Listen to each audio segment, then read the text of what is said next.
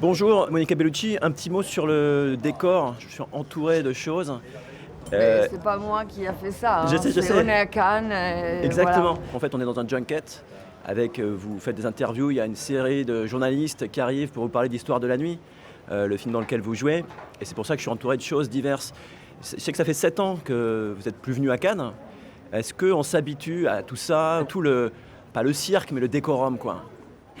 Bah, c'est toujours une émotion d'être à Cannes et c'est toujours un plaisir et aussi un honneur de participer à ce festival merveilleux qui, en quelque sorte, présente les grands metteurs en scène, mais aussi des jeunes metteurs en scène, des films indépendants, des films d'auteurs qui, à travers Cannes, ils ont la possibilité d'être connus dans le monde entier. On parlait du festival de Cannes, il y a la fameuse projection d'Irréversible, j'imagine qu'on vous en parle souvent de ce film-là, mais ça a marqué quand même, c'est dans l'histoire du festival de Cannes en 2002, avec le recul des années. Comment vous percevez cette projection et tout un peu la polémique qui en est suivie? Enfin, c'est même pas une polémique, ça a fait du bruit, quoi. Bah, comme vous dites, ça fait du bruit. C'était fou, non? Dans le sens qu'il y avait beaucoup d'amour, beaucoup de haine.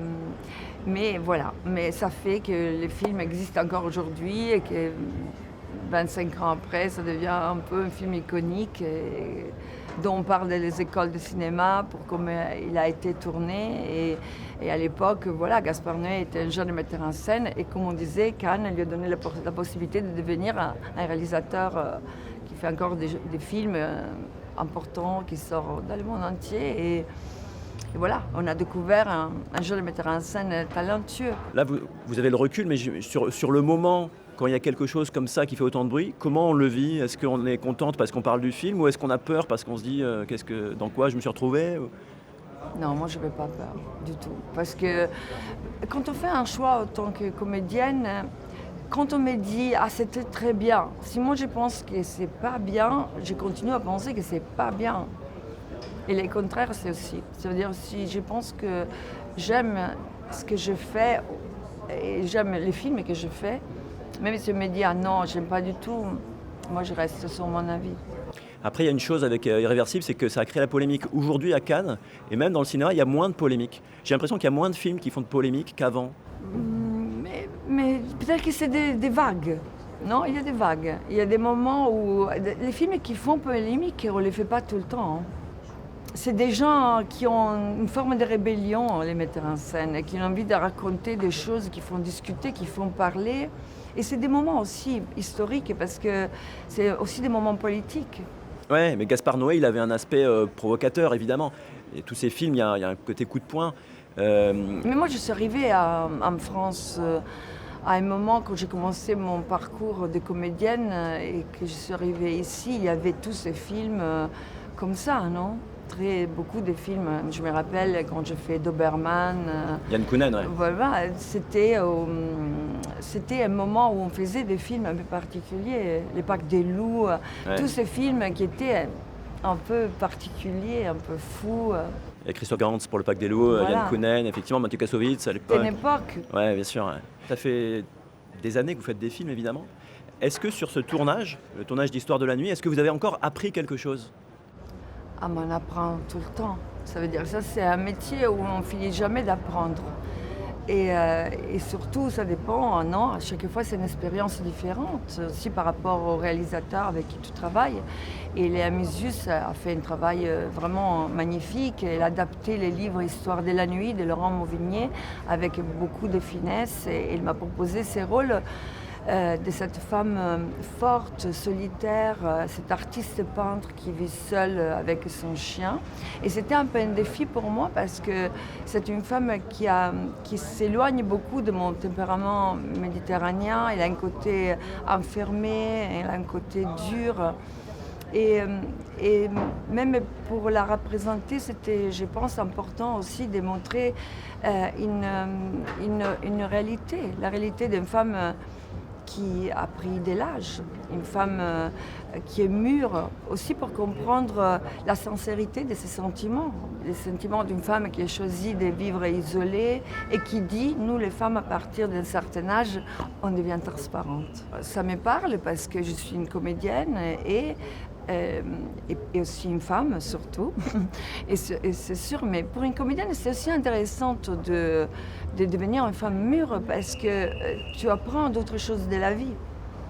Et du coup, autant que comédienne, tu peux en quelque sorte exprimer d'autres états d'âme et d'autres aspects de l'existence et aussi te réinventer autant que comédienne. Ouais. Surtout, avant tout, à tes propres yeux. Et justement, c'est ce que je parlais du fait, est-ce que vous avez appris quelque chose? Qu'est-ce qui vous a surpris? Est-ce qu'il y a une scène, par exemple, ou un élément sur le tournage où vous vous êtes dit: «Ah, ça, je suis en train de faire quelque chose de nouveau»? Mais en effet, Léa, je crois qu'elle a appuyé sur un bouton qui était un peu caché à moi. Ah oui? Oui, dans le sens que je pense qu'elle a cherché comme une sévérité, quelque chose d'austère. Et voilà, et du coup, j'ai compris ce qu'elle voulait, j'ai compris ce qu'elle cherchait. Et en même temps, elle a vraiment eu cette capacité de prendre quelque chose à moi dont elle avait besoin pour son histoire. Et on a travaillé vraiment main dans la main. Et c'était une très belle rencontre aussi parce que on montre aussi, non, comme toi, en tant que femme adulte, tu peux amener de l'expérience à une jeune metteur en scène comme elle. Et c'est très enrichissant pour moi aussi, non, de travailler avec elle, parce qu'il y a un échange qui est très, très intéressant. D'ailleurs, c'est effectivement, donc la Missus, elle a 37 ans, c'est une femme, évidemment. Il y a quelque chose de différent à travailler avec une femme de 37 ans ou... Mais moi, je pense, des fois, non, femme, homme, c'est toujours... Après, ça dépend des gens, non?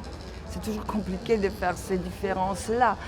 Disons que Léa, c'est une personne que j'admire énormément, que je sens son côté intelligent, sa gentillesse, son respect pour les acteurs, et ça, c'est très, très beau.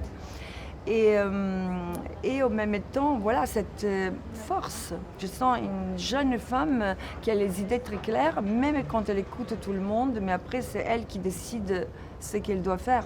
Et ça, c'est très facile de travailler comme ça pour un acteur, parce que tu penses à jouer, mais tu sais que tu es protégé, non? Tu peux juste te concentrer sur ton jeu. Vous, quand vous choisissez un rôle, quand vous tournez un film, c'est quoi les questions que vous vous posez? Pourquoi vous acceptez tel scénario plutôt qu'un autre? Est-ce que c'est la rencontre avec le réalisateur? Qu'est-ce qui se passe, quoi? Comment vous décidez?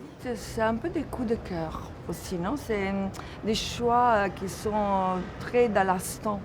Dans le sens que tu lis un scénario, tu sens quelque chose, c'est la rencontre avec les metteurs en scène. En effet, c'est plusieurs choses. Et dans ce projet, c'était aussi que j'ai eu la chance de faire partie d'un casting merveilleux, non? Ouais. Afsia est merveilleuse, Bastien Bouillon, Benoît Magivelle, Paul Ami, et j'ai beaucoup de scènes justement avec Alain Delay, qui est un acteur merveilleux et qui a été découvert dans Les Petits Cancans de Bruno Dumont, et il est merveilleux dans le film.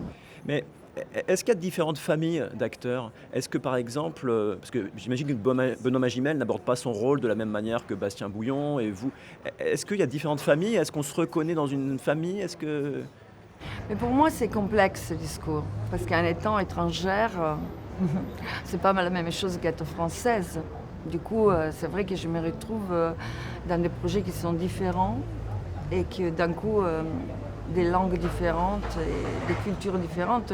Et pour moi, ça, c'est comment je peux dire, c'est intéressant parce que ça devient une expérience, pas seulement comme comédienne, mais aussi comme personne, non? D'aborder des cultures et des langues différentes. Vous avez tourné en Italie, vous avez tourné aux États-Unis, vous avez tourné en France, vous avez tourné dans différents pays. C'est quoi la différence? Non, c'est la langue. C'est tout. Et après, même, il y a des grosses productions, des petites productions, mais quand tu es devant la caméra, ça ne change pas grand-chose. Hein. Tu joues et tu es dans ta boule, et tu crées ton personnage. Du coup, en effet, au fond, ton travail, ça ne change pas. Ce qui m'a frappé, moi, quand j'ai vu le film, c'est l'étalonnage. Le film a une lumière assez extraordinaire, assez bleutée.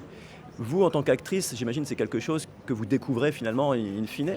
Mais est-ce que vous en parlez en amont de ça? Est-ce que l'esthétique du film, vous le découvrez à la fin? L'esthétique, c'est beau. Moi, dans le sens que j'aime bien quand il y a des histoires même simples, mais que tu sens que c'est du cinéma. Et c'est la même chose quand j'ai vu le film d'Afsia. J'ai senti ça.